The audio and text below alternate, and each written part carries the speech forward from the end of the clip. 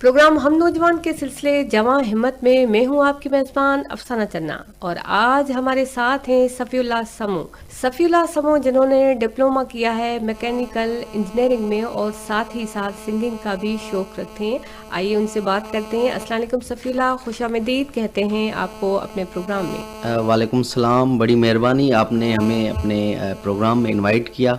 सबसे पहले चाहेंगे कि आप हमें ये बताएं कि आप ने मैकेनिकल इंजीनियरिंग में डिप्लोमा किया है, क्या सोच थी कि आप इस फील्ड में आए और क्या ख्वाब थे आपके?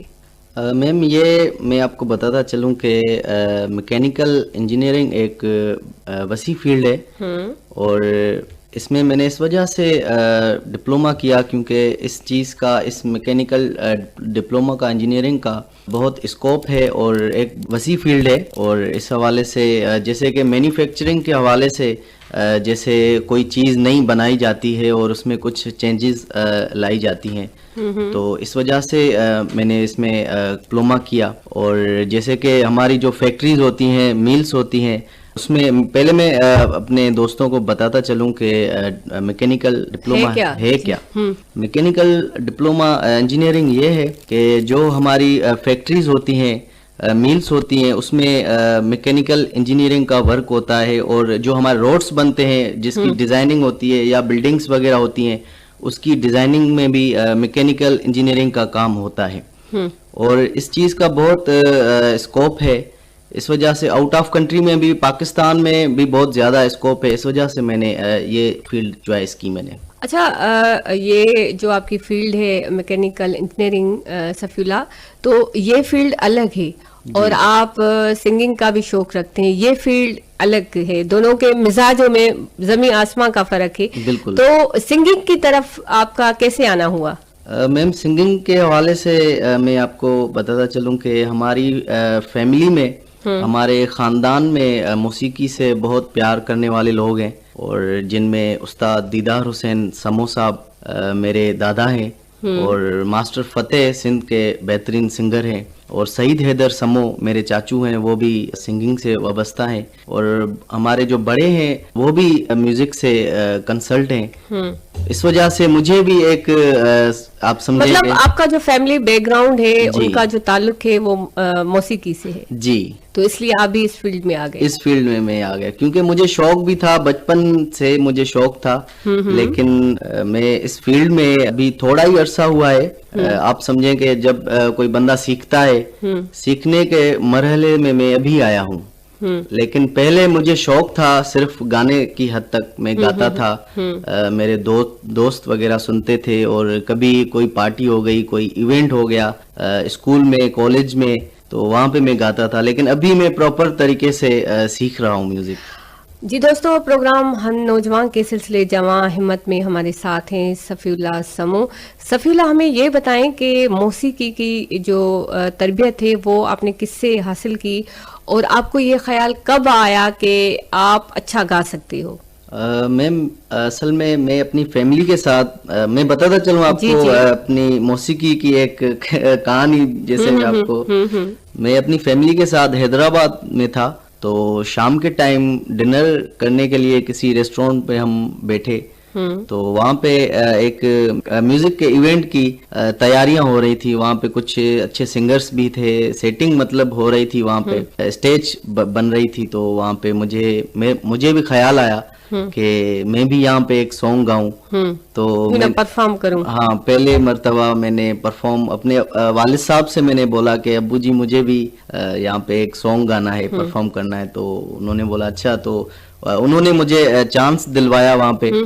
तो फर्स्ट टाइम मैंने वहाँ पे एक गजल गाई, तो मुझे बहुत अच्छा लगा और लोगों को भी बहुत अच्छा लगा। काफी फैमिलीज वहाँ पे थी और मेरी फैमिली ने भी वहाँ पे रिकॉर्ड किया, मेरी फैमिली ने भी वहाँ पे मेरी। अच्छा, वहाँ पर आप बाय चांस आ गए? जी, कोई मतलब तैयारी नहीं थी, बस एक प्रोग्राम देखा और वहीं पर आ गए? जी। अच्छा, वहाँ पर जो आपने गजल गाई वो कौन सी थी? वहाँ पे मैंने एक गजल गाई, उस्ताद गुलाम अली साहब की गजल थी, इतना टूटा हूँ कि छूने से बिखर जाऊंगा। वाह। थोड़ी सी मतलब मुझे वो याद थी और बहुत अच्छा मैंने परफॉर्म किया। तो लोगों की तरफ से जो वहाँ पर मौजूद थे उनकी तरफ से क्या रिस्पांस था?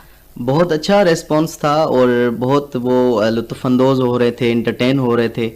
और मेरी फैमिली तो शॉक्ड हो गई जी मुझे देख के कि कि इतनी ये अच्छी आवाज भी है हमारे दरमियान। जी बिल्कुल। तो वहां से समझो कि आप आगाज हुआ और बाहर में अपने दोस्तों को सुनाता था, वो मुझे अप्रिशिएट करते थे।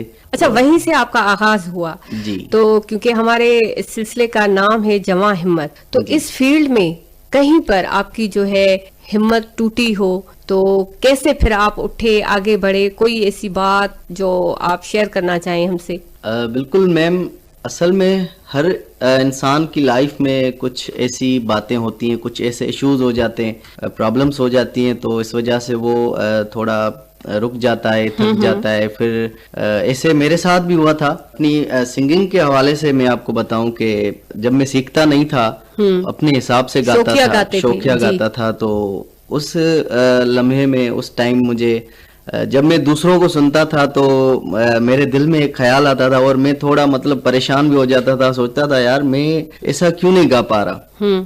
और अल्लाह पाक ने ये एक क्वालिटी दी भी है, तो इसको मैं क्यों ना इम्प्रूव करूं। जी, क्योंकि ये जो चीजें होती है ना वो गॉड गिफ्टेड होती हैं, जी हर किसी के पास नहीं होती, लेकिन उनको थोड़ा जो है ना ठीक करने की जरूरत होती है, जी क्योंकि उसमें फिर जो है ना वो एक निखार आ जाता है। जी। तो उस वक्त एक बार मैं थक भी गया था और रुक गया था और सोचा कि यार नहीं, मैं छोड़ दूं, ये इस फील्ड को छोड़ूं।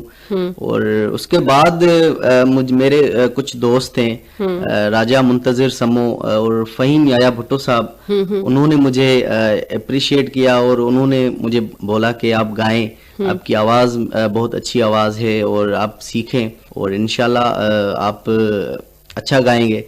तो फिर मैंने फिर कंटिन्यू किया और स्टार्ट किया। अभी माशाल्लाह मैं सीख भी रहा हूँ और आपके अभी दोस्तों ने आपकी हिम्मत बढ़ाई और इस तरह आप आगे आते रहे। जी बिल्कुल।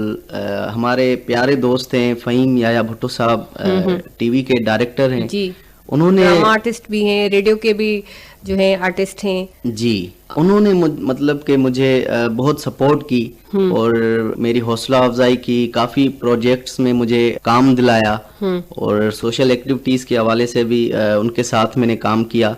तो उन्होंने बहुत हेल्प की है मेरी सही इस से। अच्छा, हवाले से। ये बताएं कि कहाँ कहाँ तक आपने परफॉर्म किया है? मैम काफ़ी इवेंट्स होते रहते हैं वहाँ पे। मैंने जैसे कि अभी रिसेंटली 27 फरवरी को खैरपुर आर्ट काउंसिल में एक मेगा इवेंट था, जिसमें कुछ सेगमेंट्स थे। उसमें हमारा म्यूजिक का भी एक सेगमेंट था, जिसमें हमारा पूरा बैंड है, जिसमें तनवीर भाई है और अब्बास गुल है और मैं सफीउल्लाह समो। तो हम तीनों ने वहाँ पे परफॉर्म किया और ऐसे काफ़ी खजाना रेस्टोरेंट है वहाँ पे किया, स्कूल में, कॉलेजेस में और यूनिवर्सिटी शाह लतीफ़ यूनिवर्सिटी में मैंने अभी एक पॉलिटिकल साइंस डिपार्टमेंट वालों ने इवेंट करवाया था, तो वहाँ पे भी मैंने परफॉर्म किया था। और ऐसे मैं परफॉर्म करता रहता हूँ, जहाँ पे मौका मिलता है मैं परफॉर्म करता अच्छा, हूँ। उस वक्त आपके क्या एहसासात होते हैं? उस वक्त इतने सारे लोग होते हैं, क्राउड होता है, आपको सुन रहे होते हैं, तो उस वक्त आपकी जो फीलिंग्स होती हैं वो क्या होती हैं? उस वक्त एक फीलिंग तो बंदा थोड़ा नर्वस भी होता है लोगों को देख के। लोगों को देख के। पहले ऐसा होता था कि जब मैं फर्स्ट टाइम कहीं पे परफॉर्म करता था तो मैं थोड़ा नर्वस हो जाता था और परेशान हो जाता था। तो अभी ऐसा नहीं होता है, बहुत कम होता है। अभी ये फीलिंग बहुत अच्छा लगता है, मतलब कि लोगों का बिहेव देखते हैं, लोगों की फीलिंग देखते हैं कि वो खुश हो रहे हैं और एंटरटेन हो रहे हैं, तो उनके साथ हम भी एंटरटेन होते हैं और अपने शौक को भी पूरा करते हैं। बहुत अच्छा लगता है। अच्छा, चलें, बातें तो आपसे होती रहेंगी। अभी हमें क्या सुनाएंगे, हमें, हमारे साथियों को? अभी मैं आपको एक फेमस सॉन्ग है उस्ताद राहत फ़तेह अली साहब का, और मैं वो आप सब दोस्तों को सुनाना चाहूँगा और उम्मीद करता हूँ कि आपको पसंद आएगा। जी। भूल जाने का हुनर मुझको सिखाते जाओ, जा रहे हो तो सभी नक्श मिटाते जाओ, चलो रस्म ही सही मुड़ के मुझे देख तो लो, तोड़ते तोड़ते ताल्लुक को निभाते जाओ।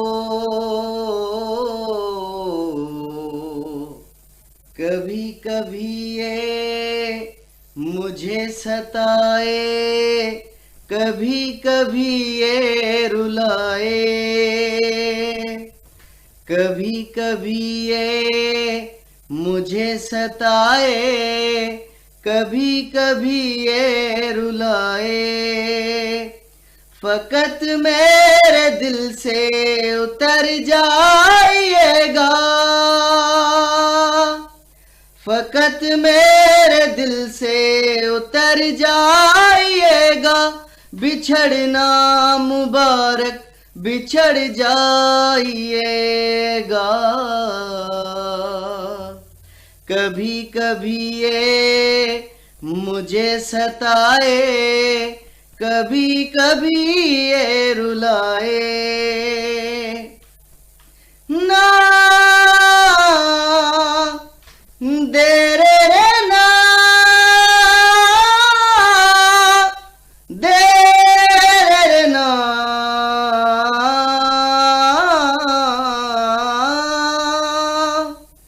मैं समझा था तुम हो तो क्या और मांगू, मेरी जिंदगी में मेरे पास तुम हो।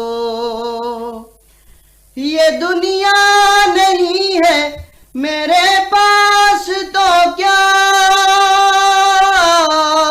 मेरा ये भरम था मेरे पास तुम हो। कहीं अब मुलाकात हो जाए हमसे, बचा कर नजर को गुजर जाइएगा। कभी कभी ये मुझे सताए, कभी कभी ये रुलाए। तेरा हाथ कल तक मेरे हाथ में था, तेरा दिल धड़कता था दिल में हमारे। ये मखमूर आंखें जो बदली हुई है, कभी हमने इनके सदके उतारे। मगर तुमसे सीखा मोहब्बत भी हो तो दगा कीजिएगा, मुकर जाइएगा। कभी कभी ये मुझे सताए, कभी कभी ये रुलाए। कभी कभी ये मुझे सताए, कभी कभी ये रुलाए। कभी कभी ये मुझे सताए, कभी कभी ये रुलाए। ज़बरदस्त, बहुत अच्छा। अच्छा सफ़ीउल्लाह, हमें ये बताएं कि सिंगिंग की दुनिया में सफ़ीउल्लाह समू खुद को कहाँ पर देख रहा है? मैं आपको बताऊं कि मौसीकी एक बड़ी फील्ड है, बहुत वसी फील्ड है। बड़े बड़े उस्ताद, बड़े बड़े जो खान साहब थे और हैं, वो भी ये बोल रहे हैं कि जब उनकी 60 और 70 इयर्स एज हुई है तो फिर वो बोल रहे हैं कि हमें तो अभी मालूम हुआ है कि असल मौसीकी, असल रूहदारी है क्या, अभी मालूम हुआ है, जब हमारी जिंदगी नहीं रही और टाइम इतना बचा नहीं है। क्योंकि सीखने का जो अमल होता है वो जारी और सारी रहता है। जारी और सारी रहता है कि म्यूजिक और मौसीकी बहुत बड़ी फील्ड है। और मैं ये नहीं, हर इंसान की यही सोच होती है कि मैं अपना नाम बनाऊं और आगे बढ़ूं। मेरी भी यही विश है, लेकिन ये मतलब हर इंसान की सोच होती है। मेरी भी ये एक सोच है कि मैं भी एक अच्छा सिंगर बनूं। अच्छा चलें, आप हमें ये बताएं कि आप इंजीनियरिंग की तरफ जाएंगे या सिंगिंग की तरफ जाएंगे? जो आपकी मंजिल है, क्या आप देख रहे हैं, किस तरफ आप जाएंगे?